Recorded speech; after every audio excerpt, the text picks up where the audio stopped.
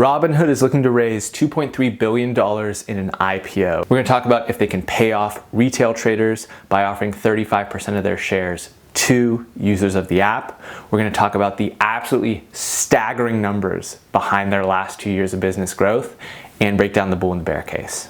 It is Friday, July 23rd. This is the Piper Rundown. We analyze business and culture to help you win. Today's rundown is presented by us at Piper Creative because we are on a fast track to gaining 10,000 subscribers by the end of the year. We've already hit 5K. Thank you so much for watching. And if you're not subscribed, what are you doing? Please subscribe. Speaking of a stupendously fast rate of growth, even faster than what we're experiencing here on this channel, Robinhood had one of the craziest 2020s in the history of fintech startups. One of the major memes, I think, of 2020. Well, they're riding that wave to even greater heights in 2021, raising a $2.3 billion round of funding via a public offering and aiming for a market cap of $35 billion. Not too shabby for a no-fee trading app founded in 2013 by two Stanford grads. Vlad Tenev, Baiju Bot, built the company out in Menlo Park, California, with a pretty simple premise. The logical conclusion of all of the fee compression that was happening in investing. Charles Schwab, Vanguard, Fidelity, all these players saw this creeping downward march of the fees that they could collect. What if you were to take that to its logical end conclusion and make a no fee, no apparent surface fee trading environment for your participants? That's what they went for, and what we need to basically decide in this video, amongst other things, is this an addictive app with money Legos, or is it just like any other financial institution, just any other bank, with a capacity for memes and tech? We don't have an answer for that. I'd like to know in the comments what you think. But the company was already growing. They were already effective marketers. There already was a proven appetite for no-fee trading, bringing an enormous amount of retail investors into the investing landscape that otherwise were not there. The median customer age for Robinhood is 31 years old, substantially lower than Schwab, Fidelity, and these other more, old school platforms, or frankly just conservative institutions. Right. With that specific targeting of retail investors reaching a market of potential customers that were otherwise unserved or underserved by the traditional platforms, they have seen an explosive amount of growth. Revenue numbers in 2019 were just $277 million. I say just, that's still pretty darn high, but in just 1 year, 2020, as people were trapped at home and not only collecting stimulus checks, but finding themselves with idle time and the opportunity to invest their time, attention, and dollars into these crazy markets, $958 million worth of revenue in 2020. That is more than 3x growth at a 9-figure annual run rate. Exceptionally rare, exceptionally hard to do. But things get even crazier when you realize that in just Q1 of 2021, just one quarter, they did $522 million worth of revenue. So on pace to double after a triple when they are starting at a low 9-figure revenue base. Exceptionally rare.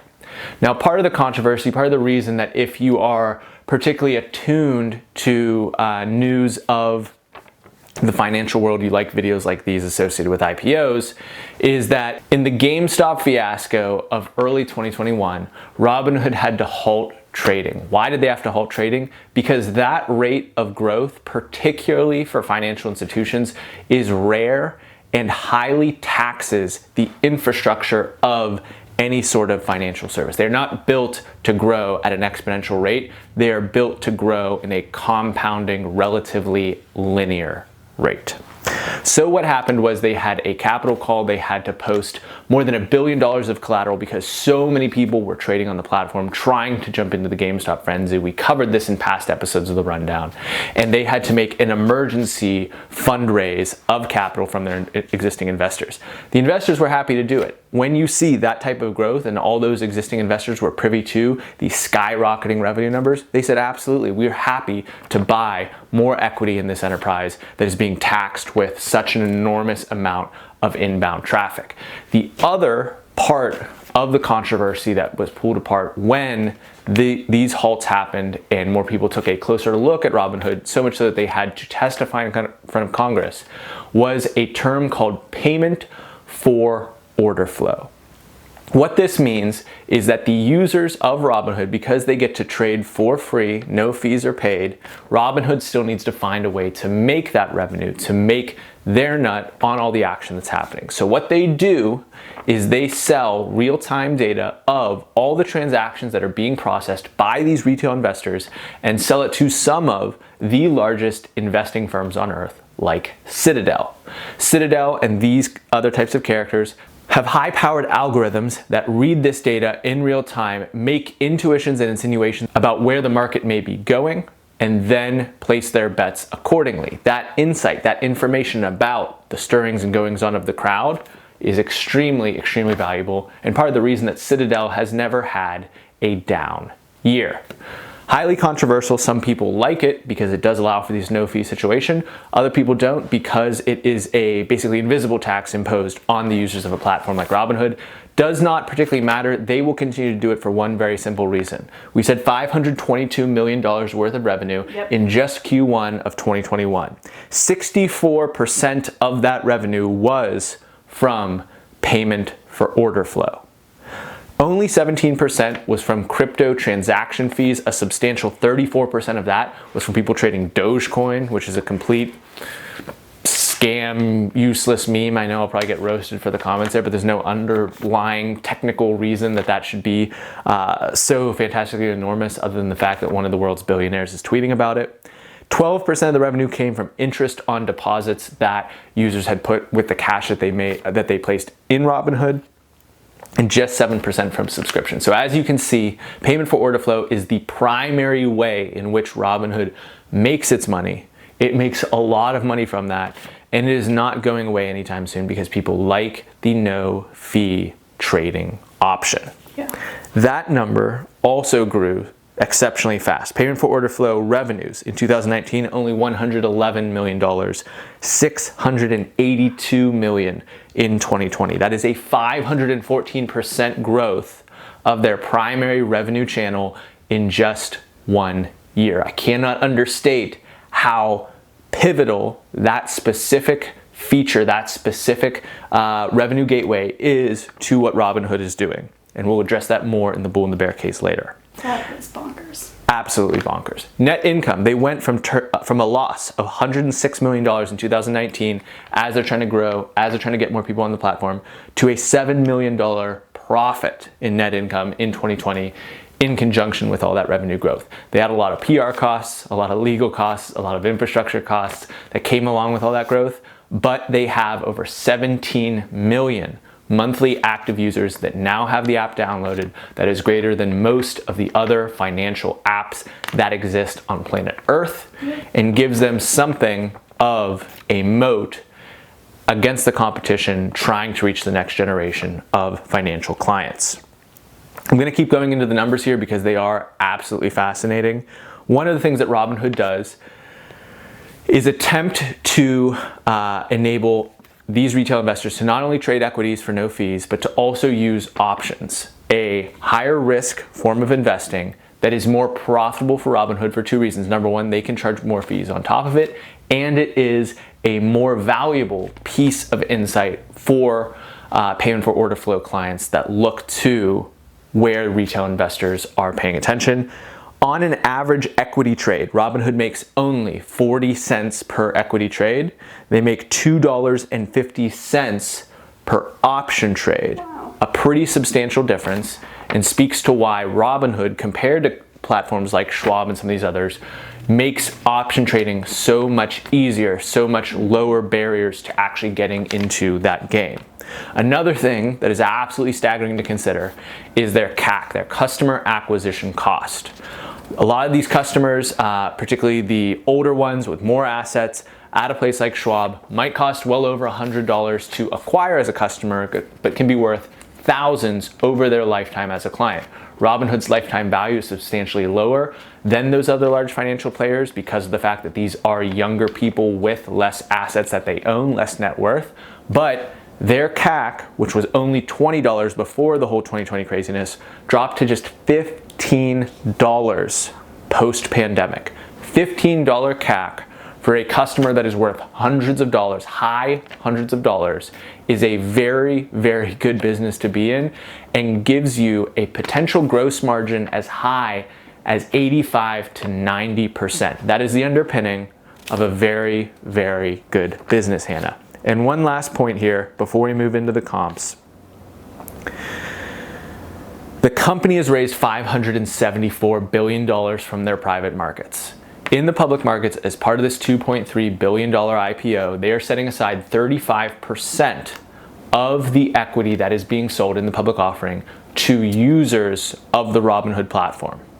Meaning they are trying to open the door and let as many retail traders into this public offering as possible. And I think the reason for that is that they are highly conscientious of the meme factor. GameStop was a meme story. We talk about the meme factor on the show. That's coming up soon. What they're trying to do is get ahead of the retail crowd of Wall Street Bets, of all those characters, shorting Robinhood by giving them all a taste, giving them all a cut of the platform so that they will not be incentivized to short the stock and battle them for what happened during the GameStop saga and take some wind out of the sails of what's going on there. That's one of my predictions. We'll get to more of that in the bull and the bear case. But a lot of numbers. I hope that didn't go too long. So many numbers. But it is helpful to get that framework and actually understand how great of a business Robinhood is. I mean, 2020 was huge for them, and I think everyone realized, like, we reference Barstool occasionally on this channel, and with the help of like Davey Day Trader and just the narratives happening there when people are stuck at home, and the barrier to entry is so low to get involved in day trading. Like, they've got the brand equity. They have all of the brand equity. Time to talk about comps. In order to better understand any business that we cover here on the rundown, it is best to get a lay of the land of the industry and the field that they are in. So Aaron, tell us a little bit about the competition for Robinhood. Well, there's plenty of old faithful financial institutions. It's not worth listing every single one of them here, but Charles Schwab has a $128 billion market cap. Interactive Brokers, a $26 billion market cap. There's also Fidelity and a number of other of these traders that are either privately held or don't disclose a precise valuation at this point in time. That is who Robinhood has squarely taken aim at, and to some degree avoided competition by serving these younger, more mobile retail traders. But I'd like to offer a couple other characters, put them in the mix as well, to contextualize that Robinhood not only gamifies the act of investing to a much higher degree, but also broadens the aperture of what that can even mean. So on one end, you've got the other upstart new investing platforms. Webull is nowhere close. They have a $1 billion private valuation, not going public yet, substantially smaller, substantially fewer users, substantially less public cognizance generally of their brand. So not too much competition in that direction. Similarly, you have Coinbase that we covered in the IPO video. Now is a $49 billion market cap and is primarily aimed at trading crypto, although Robinhood also makes the trading of crypto very accessible, something that some of those older players have been much slower to adopt. And then finally, I want to point to MGM, which has a $19.6 billion market cap. And while MGM is a casino, they have similar principles of gamifying these acts of small financial bets. And many people have argued that in the height of the pandemic, with sports being canceled, the opportunity to gamble on sports being nullified, that a lot of that attention, a lot of that fervor was moved into financial markets.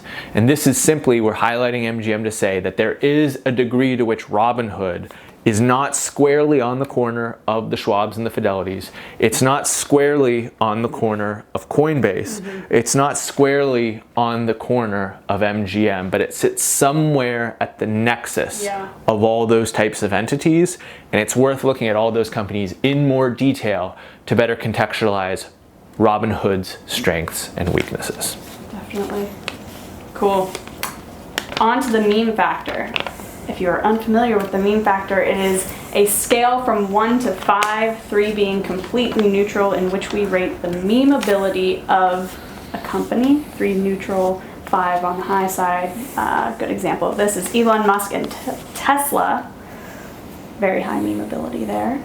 And on the low side, could be a great business, great company, but there are a lot of negative narratives surrounding it. So, Aaron, what is your meme factor score for Robinhood? I'm giving Robinhood a 4.7, one of the highest scores we've ever given, and the reason is relatively simple. I know that Dave Portnoy has said that he hates Robinhood, that everyone should delete it.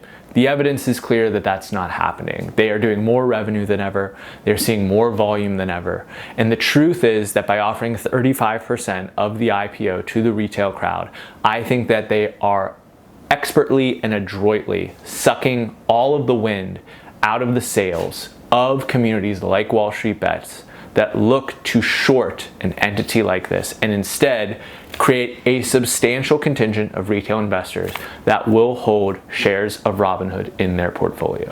So they will not contribute. Not only will they not contribute, they won't even upvote a marginal post about a potential short storm against an entity like Robin. I think those will be attempted. I do not think that they will be particularly successful. I think they will be fleeting, and I think that it will be handled exceptionally well. That is where I fall in the meme factor. Mine's pretty close. I'm going 4.5.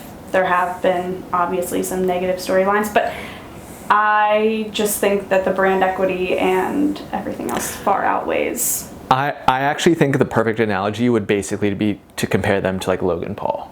Where 100%. they had their whole disaster, and Logan Paul is bigger than ever now, like boxing Mayweather and stuff. Robinhood had their disaster. They're past that. That's in the backseat. And they just have otherworldly brand awareness in this growing contingent. Totally. That's a pretty strong meme situation. That's a great comparison. Awesome. On to the bull and the bear case for Robinhood. The bull case is relatively simple. It starts with a growing market, an enormous market that Robinhood has a very specific place in. The market for retail trading is estimated to be as much as $50 trillion. Trillion. That's wild. Not only is it enormous, but Robinhood has grown the pie. Similar to Uber, expanding the market for black car rentals. Robinhood has done something similar by bringing people who otherwise have never invested before into the world of investing via their app. That right there is the basis for a pretty darn large business. But then we add in that this is a high gross margin business at scale. So in a world where the fees continue to be compressed by regulation, by competition, by the ferocity of the competitors in the financial landscape, Robinhood has already achieved a scale that they can take a very, very, very small amount of revenue on a per user basis and still continue to operate effectively. Those that fail to reach scale in an industry and a space as competitive as this will see themselves starched out. Robinhood has the margins, has the scale to persist for a very long time. The final element of the bull case, which is not something that we usually cover here, is the surprisingly high Glassdoor ratings and scores for Robinhood. Very interesting. It appears to be a work environment that many people like, that many people enjoy working at, give high reviews to the co-CEOs and to the referability of working there. And finance is an industry with a exceptionally high competition, not only for users, for capital, but also for talent itself, similar to tech. They sit at that nexus of both tech and finance, and their capacity to recruit well, to maintain talent, is going to be crucial for them continuing their edge. And it suggests that unlike some of these other investment banking stories where you hear about people working 100, 120-hour weeks, hating what they do, loathing the entire experience, Robinhood does not seem to suffer from such a significant downward pressure. Definitely can't overlook that. The bear case on the other side starts with the primary way in which Robinhood makes their money: payment for order flow. This is the financial industry. It is one of the most highly regulated industries there is, maybe outside of medicine. And payment for order flow is something that AOC, Ted Cruz, the entire political spectrum has cast their swords at. Now we know that political characters will jump from narrative to narrative in a way that will advance their careers, but if Elizabeth Warren and AOC and Ted Cruz all agree on something, then you have to give a non-zero chance to their capacity to pass legislation that would in some way hamper the ability for this specific type of transaction between financial institutions to happen. Should that occur, I'm going to give you that statistic again, 64% of Robinhood's revenue in Q1 of this year came from payment for order flow. Now Citadel pays hundreds of thousands of dollars to Janet Yellen and these other characters to speak at Citadel, so you know they have the ear of these politicians, but if there were to be crosshairs on that revenue source, Robinhood would be in pretty substantial trouble. Similarly, another point here is that Robinhood was built through a bull run in the market. It was founded in 2013 after the 2008 crash, and there is a track record in the last cycle, it was E-Trade, of firms that were built during the good times failing to retain the activity and the users after a substantial crash. Now we saw a bit of that in the pandemic, but it was a very brief crash.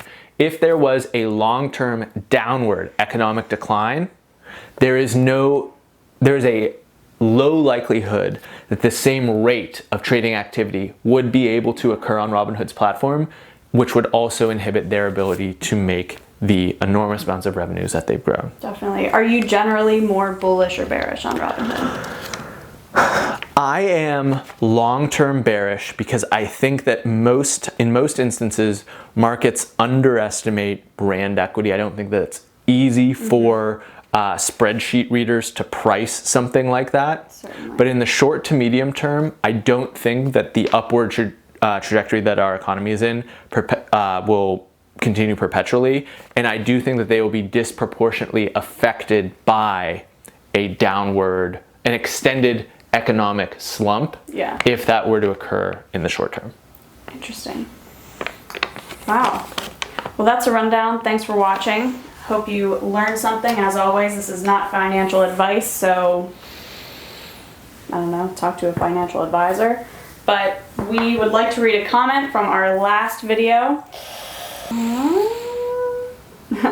Okay. On the RSG IPO video, Boo said, "Why is that lady holding back laughing the whole time?" Boo, let me tell you, Aaron's just a funny guy, and sometimes he makes me giggle. Does my face look like I'm holding back laughing all the time? Generally, yeah. I'd say yeah. Let me know if you agree. Yeah, let us know if you agree. That's the rundown.